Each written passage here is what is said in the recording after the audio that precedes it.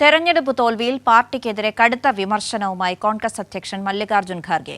സംഘടനാ തലത്തിലെ പോരായ്മകൾ തിരുത്താൻ പാർട്ടി തയ്യാറാകണം. ഹരിയാന, മഹാരാഷ്ട്ര സംസ്ഥാനങ്ങളിലെ പ്രവർത്തന പിഴവാണ് തോൽവിക്ക് കാരണമായതെന്നും അദ്ദേഹം പറഞ്ഞു. കോൺഗ്രസ് പ്രവർത്തക സമിതിയിലാണ് അധ്യക്ഷന്റെ വിമർശനം.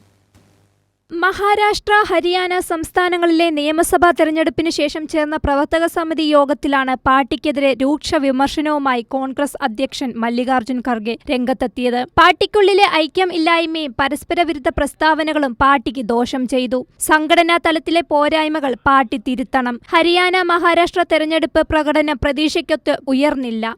ഇത് ഭാവിയിൽ പാർട്ടിക്ക് വെല്ലുവിളിയാകുമെന്ന് അധ്യക്ഷൻ യോഗത്തിൽ വിലയിരുത്തി. പാർട്ടി കൃത്യമായ അച്ചടക്കം പാലിക്കേണ്ടതുണ്ടെന്നും ബ്ലോക്ക് തലം മുതൽ AICC തലത്തിൽ വരെ മാറ്റം കൊണ്ടുവരണമെന്നും ഖാർഗെ ആരോപിച്ചു. താഴെത്തട്ടിലെ പ്രശ്നങ്ങൾ പഠിക്കുന്നതിലും പാർട്ടിക്ക് പിഴവ് പറ്റിയിട്ടുണ്ട്.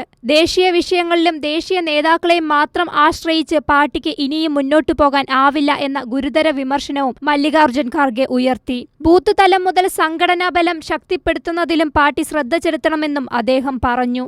ദില്ലിയിലെ AICC ആസ്ഥാനത്ത് നടന്ന പ്രവർത്തക സമിതി യോഗത്തിലായിരുന്നു അധ്യക്ഷന്റെ വിമർശനം. കൈരളി ന്യൂസ്, ദില്ലി.